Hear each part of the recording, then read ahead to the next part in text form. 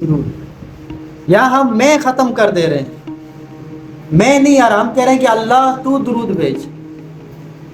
جہاں میں ختم ہو جاتا ہے وہ اعمال ہمیشہ قبول ہوتے ہیں. So once a Sahabi, companion of Holy Prophet alayhi salatu wasalam, came to Holy Prophet and said, Abi bin Ka'b, he asked Aka alayhi salatu wasalam, Ya Rasulullah,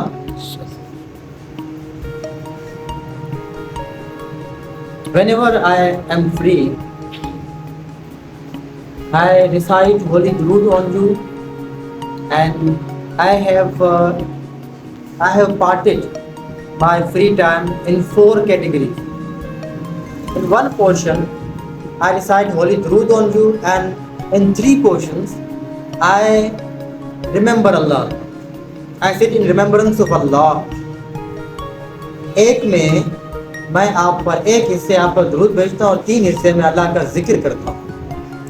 آقا علیہ السلام نے فرمایا ہے کہ بہتر ہے اگر تم درود پڑھنے کا حصہ بڑھا دو تو یہ تمہارے حق میں زیادہ بہتر ہے. تو حضرت ابی بن کعب نے فرمایا کہ یا رسول اللہ, پھر میں 2 حصے درود پڑھوں اور 2 حصے اللہ کا ذکر کروں. آقا علیہ السلام نے فرمایا کہ بہتر ہے اگر تم درود پڑھنے کا حصہ بڑھا دو تو یہ تمہارے حق میں بہتر ہے. فرمایا کہ یا رسول اللہ, پھر میں 3 حصے آپ پر درود پڑھوں اور 1 حصہ اللہ کی یاد میں بیٹھوں اور اللہ کا ذکر کروں. آقا علیہ السلام نے فرمایا ہے کہ بہتر اگر تم درود پاک کا حصہ بڑھا دو تو یہ تمہارے لیے بہتر ہے. فرمایا کہ یا رسول اللہ, میں سمجھ گیا, جب بھی بیٹھوں ہمیشہ آپ پر درود ہی پڑھوں, جب بھی مجھے ٹائم ملے میں ہمیشہ آپ پر درود ہی پڑھوں. تب آقا علیہ السلام نے فرمایا کہ اگر تم ایسا کرو گے تو اللہ تمہارے سارے گناہ معاف کر دے گا اور تمہاری جو بھی تکلیفیں ہیں زندگی میں, جو غم ہے, وہ تم سے دور کر دے گا. یہ ہے درود پاک. کیونکہ آپ کو پتا ہے جب ہم درود پڑھتے ہیں تب اللہ کا ذکر بھی تو اس میں شامل ہے. ہم کہتے ہیں اللہم صلی علی محمد وعلی آل محمد. We dive in wahdaniyat of Allah. We dive into oneness of Allah, and we dive in prophethood of Prophet Muhammad sallallahu alaihi wasallam, beyond him, and we also dive in love of Ahlul Bayt. All 3 are involved in this recitation of holy durood. اللہ کی وحدانیت بھی آ گئی, رسالت بھی آ گئی اور اہل بیت کی محبت بھی آ گئی. Such is holy durood, and this holy durood is panacea. This is the cure of all diseases, and this is the solution of all problems. Whatever the problem you are in, whatever the disease you are suffering from, just recite holy durood and holy Quran. Where every problem will be solved. Whether the problem is pertaining to your body, your heart, or your soul, so all problems will be washed away. Aka alayhi salatu wasalam said, "Do recite holy durood on me, because your recitation of holy durood on me purifies you internally. It purifies your inner man. مجھ پر درود بھیجا کرو, یہ تمہاری باطنی طہارت کا باعث ہے. آپ اندر سے پاک ہو جاتے ہو, طاہر ہو جاتے ہو جب آپ آقا علیہ السلام پر مسلسل درود بھیجتے ہو, کثرت سے درود بھیجتے ہو. آج کیا ہے, جمعرات ہے. جمعرات پر آقا علیہ السلام پر زیادہ سے زیادہ درود بھیجا جاتا ہے, اور جمعے کے دن let me tell you incident of a little girl. پالے تھے, انہوں کو وضو کرنا تھا, وہ کنویں کے پاس گئے, پانی بہت نیچے تھا, and there was no bucket as well, اور ڈول بھی نہیں تھی that said water, to withdraw water from there. تو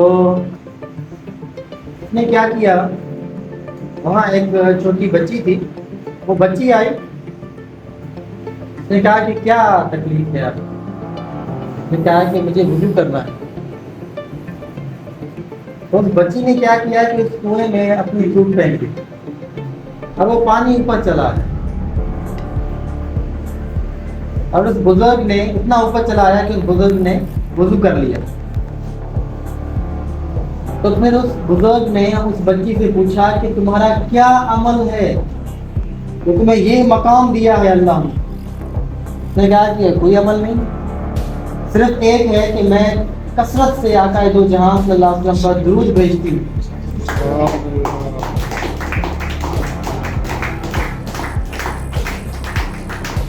اس بزرگ نے کتاب لکھی اس واقعے کے بعد, درود شریف کے فضائل پر ایک کتاب لکھی ہے.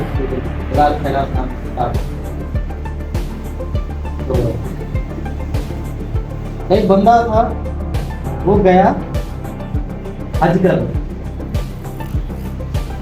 جہاں یہ دعا پڑھی جاتی ہے آواز سے, لبیک اللہم لبیک لبیک لا شریک لک لبیک ان الحمد والنعمت لک والملک لا شریک لک. وہاں پر یہ بندہ درود پڑھے, مزدلفہ میں بھی درود پڑھے, مینا میں بھی درود پڑھے, عرفات میں بھی درود پڑھے, مقام ابراہیم, ہر مقام کے لیے الگ الگ دعا ہے. مقام ابراہیم پر جائے وہاں بھی درود پڑھے. تو ایک بزرگ تھے وہاں, اللہ کے ولی, اس دور کے بڑے مشہور تھے, وہ اس کو آبزرو کر رہے تھے. And he asked that person, ہر مقام کے لیے الگ الگ جب دعا ہے تو تم ہر مقام پہ درود کیوں پڑھ رہے ہو؟ تو اس شخص نے کہا کہ میں درود کیوں نہ پڑھوں کہ آقا علیہ السلام کے مجھ پر اتنے احسانات ہیں, اس نبی کے مجھ پر اتنے احسانات ہیں, میں درود کیوں نہ پڑھوں. ہم قافلے سے آ رہے تھے, قافلے کے ساتھ آ رہے تھے, تو میں بڑا پریشان ہوا کہ یہ تو رسوائی کی بات ہے. لوگ کیا کہیں گے کہ دیکھیں گے اور کہیں گے کہ یہ کتنا گنہگار تھا, اس کا باپ کے جب مرا ہے تو اس کی شکل ہی بدل گئی, گدھے کی شکل بن گئی.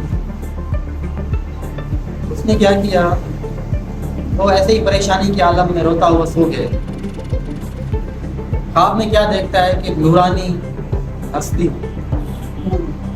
بڑے جاہ و جلال کے ساتھ اور نورانی چہرے کے ساتھ آئی. انہوں نے ان کے والد کے منہ پر ہاتھ پھیرا. جو چہرہ تھا نا, جیسا پہلے تھا ویسا تو بن گیا, مگر اس سے بھی زیادہ نورانیت چہرے پر آ گئی. تو پھر وہ جانے لگے. جب جانے لگے تو میں نے ان کے پاؤں پکڑ لی. وہ بتا رہا ہے کہ آپ کون ہیں جس میں اس بیاباں میں میری مدد کی ہے. انہوں نے کہا کہ میں تمہارا نبی محمد رسول اللہ صلی اللہ علیہ وسلم. تمہارا باپ سود کھاتا تھا, اسی لیے اس کی شکل بدل گئی. اللہ کا یہ تم ہے, جو سود کھائے گا اس کی شکل بدل جائے گی, شکل بگڑ جائے گی. مگر اس کا ایک عمل یہ تھا کہ جب بھی رات کو سوتا تھا 100 مرتبہ درود شریف مجھ پر پڑھ کے سوتا تھا. ہمیشہ اس کا عمل یہ رہا. تو جو کوئی مجھ پر درود پڑھتا ہے میں مشکل وقت میں اس کی مدد کرتا ہوں. تو جب مجھے پتا چلا کہ اس پر مشکل وقت آن پڑا ہے کرنے آگے, تو وہ شخص جب اٹھا اس نے دیکھا باقی اس کے باپ کا چہرہ جو ہے وہ نارمل ہو گیا اور نور نکل رہا ہے اس کے چہرے. اس لیے جب وہ جو بھی مقام پر, جس بھی مقام پر وہ گیا, ہمیشہ درود ہی پڑھتا رہا. جس بھی مقام پر جاتا درود پڑھتا, جس بھی مقام پر جاتا درود پڑھتا. ایک بار کچھ یہودی آئے, کھڑے ہوئے تھے, ایک فقیر آئے. ان یہودیوں سے کہا کہ مجھے کچھ دے دو. تو یہودیوں نے حضرت علی کی طرف اشارہ کیا مولا کائنات کی شریف پڑھ رہی تھی. نے کہا کہ ان کو شیر خدا کہا جاتا ہے, ایسا کرو ان سے جا کر لو. اب وہ کیا سرکاسٹیکلی کہہ رہے تھے. وہ مولا کائنات کے پاس گیا فقیر, اس نے کہا کہ یا شیر خدا مجھے کچھ دے دے. مولا کائنات نے جیب میں ہاتھ ڈالا, جیب میں تو کچھ نہیں. مولا کائنات ہے نا, پوری کائنات کے مالک ہے, تھوڑا ہو تو جیب میں رکھیں. پوری کائنات کہاں سے جیب میں سمائے گی بھائی؟ مولا کائنات ہے تو کیا مولا کائنات نے کہا کہ یہ مٹی کا ایک پتھر جتنا ایک ڈھیلا تھا, ڈھیلا مٹی کا ڈھیلا اس نے اٹھایا, یہ اٹھاؤ, یہ اپنے مٹی میں بند کر لو, اور جنہوں نے تمہیں بھیجا ہے. اچھا اٹھایا اس نے, مٹی بند کی, اور حضرت علی علیہ السلام نے اس پر 10 مرتبہ درود پڑھا. یہ مٹھی بند تاکہ وہاں جا کر کھولنا ان کے سامنے جنہوں نے تمہیں بھیجا ہے. وہاں گیا تو نے کہا ہے کہ ہاں بتاؤ بھائی کیا دیا ہے. دیا تو کچھ نہیں ہے, بس ایک مٹی کا ڈھیلا جو ہے وہ میرے ہاتھ میں پکڑوایا اور کہا کہ وہاں جا کر کھولنا جنہوں نے بھیجا ہے, ان کے سامنے جا کر کھولیے گا. کھولو. جب ایسے کھولا تو وہ گولڈ بن گیا, سونا بن گیا.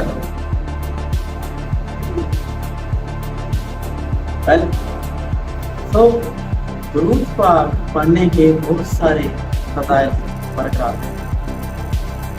جب بھی whenever you face any type of problem, you are undergoing stress, you have any problem in your life, you are think that you are slow in your studies, whatever the problem you are facing, recite Holy Durood on Holy Prophet. Your every problem will be solved. سر ایک میرا سوال ہے, احسان, ایمان اور مسلمان میں کیا فرق ہے؟ حدیث میں جو ڈیفائن کیا گیا ہے احسان, ایمان اور مسلمان, وہ الگ الگ ٹرمز ہیں. ویسے جو ایک عام لفظ ہے نا احسان, احسان کہتے ہیں جیسا ہم عام زندگی میں یوز کرتے ہیں. احسان وہ ہے کہ آپ کسی پر اس کے جتنا وہ ڈیزرو کرتا ہے نا, اس سے بڑھ کر آپ کسی کو عطا کر دیں, وہ احسان ہوتا ہے جتنا وہ ڈیزرو کرے. اب فار ایگزامپل ہم گناہ کریں, ہم ڈیزرو تو پنشمنٹ کرتے ہیں, مگر آقا علیہ الصلوۃ والسلام کی رحمت سے, ان کی شفاعت سے ہم بخشے جائیں تو یہ ان کا احسان ہے. سبحان. ٹھیک ہے. باقی اور یہ بھی میں آپ کو واضح کرتا جاؤں کہ جو رحمت ہے نا, ان کا احسان اور رحمت, ہم گناہ کریں ہمیں سزا ملے. اگر ایسا ہی ہو تو پھر رحمت کی کیا ڈیفینیشن ہے, احسان کی کیا ڈیفینیشن ہے؟ ٹھیک ہے جی. اور دوسرا سب سے بڑا آقا علیہ السلام کا احسان یہ ہے کہ وہ ان کا یہاں میلاد ہوا, سبحان اللہ, اور وہ عالم بشریت میں آئے. یہ ان کا سب سے بڑا احسان ہے, یہ اللہ کا بڑا احسان ہے. آپ کو پتہ ہے احسان پر بات کریے تو بتاؤں آپ کو کہ اللہ نے قرآن میں فرمایا, اور کوئی بھی جو بھی بات ہے نا, اللہ نے قرآن میں کبھی بھی یہ نہیں کہا کہ میں نے فلاں تم پر احسان کیا, فلاں کیا, فلاں کیا. یہ تو سارے اللہ کے احسانات, کبھی نہیں جتلایا.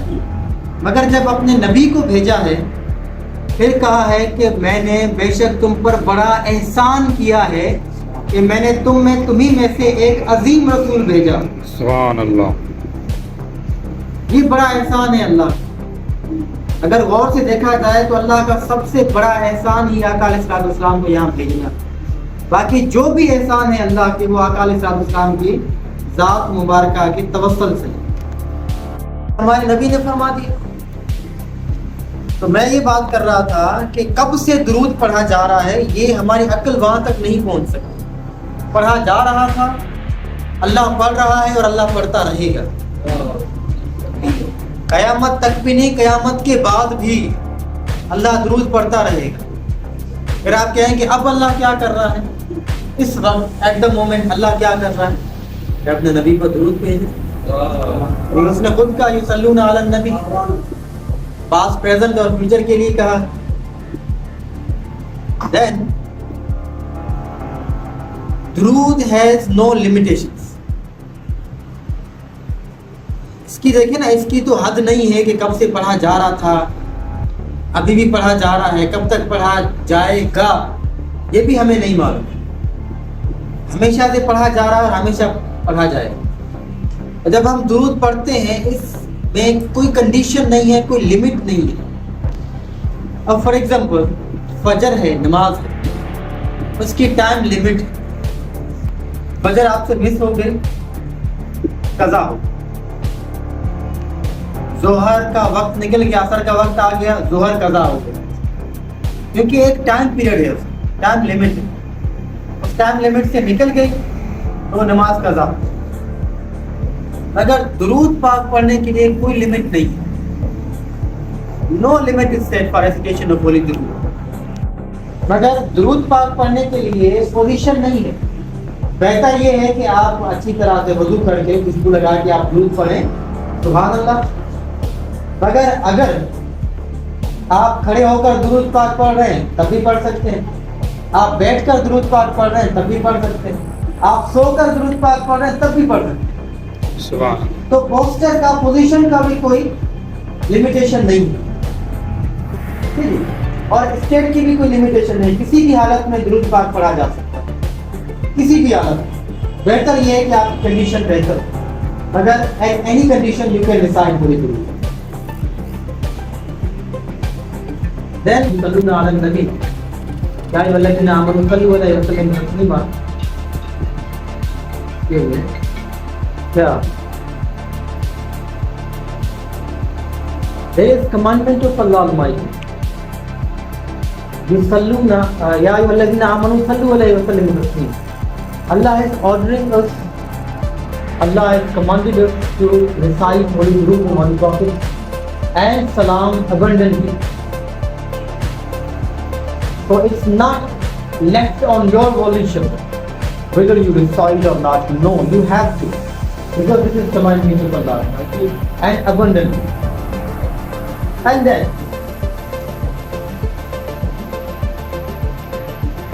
whensoever this ayah is recited, you have to recite only the word of God. اب ایمان کیا ہے؟ ایمان you know that it's a basic. ہم اسلامیات میں اس کو پڑھتے ہیں، یہ ہمارا basic۔ ایمان کیا ہے؟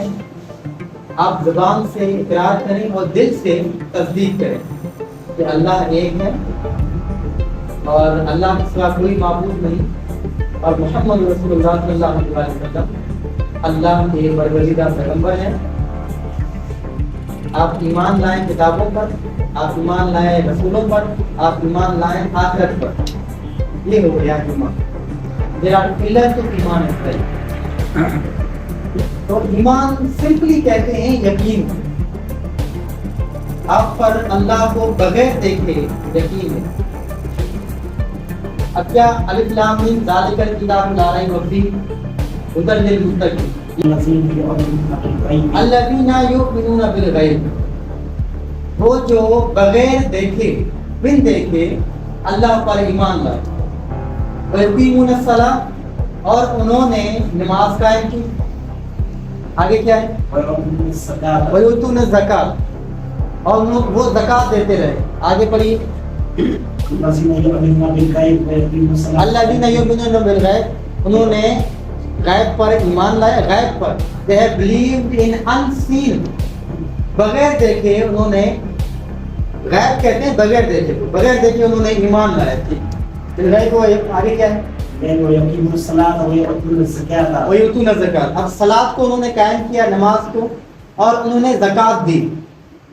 وَيُؤْتُونَ الزَّكَاةَ، آگے وَالَّذِينَ يُؤْمِنُونَ بِالْغَيْبِ وَمَا يُقِيمُونَ الصَّلَاةَ مِمَّا رَزَقْنَاهُمْ يُنْفِقُونَ، اچھا اب یہاں اس کے آگے شارٹ کر کے میں آپ کو بتاؤں کہ وہ قائم رکھتے ہیں نماز کو اور زکوٰۃ دیتے ہیں اور ہمارے دیے میں سے خرچ کرتے ہیں، ان میں سے خرچ کرتے ہیں جو ہم نے ان کو دیا ہے۔ آگے کیا ہے؟ اولئک اولئک علی ھدی من ربہم، ہاں اولئک علی ھدی من ربہم، یہی وہ لوگ ہیں جو ہدایت کو پہنچے سبحان اللہ، اللہ کی طرف سے، یہی وہ لوگ ہیں جو ہدایت کو پہنچے، یہی وہ لوگ ہیں جو مراد کو پہنچنے والے ہیں، یعنی کامیاب ہونے والے، یہی وہ لوگ ہیں جو کامیاب ہوئے۔ تو کیا جو بغیر دیکھے اللہ پر ایمان لاتا ہے، نماز قائم رکھتا ہے، زکوٰۃ دیتا ہے اور اس میں سے خرچ کرتا ہے جو اللہ نے اس کو دیا ہے، ایسے لوگ ہیں وہ لوگ جو کہ ہدایت پر ہیں، اور ایسے لوگ ہیں جو کہ فلاح پا جائیں گے۔ پر میں یہ کہنا چاہوں گا کہ نثار تیری چہل پہل پہ واہ، ہزاروں عیدیں ربیع الاول، سوائے ابلیس کے جہاں میں سبھی تو خوشیاں منا رہے ہیں۔ سبحان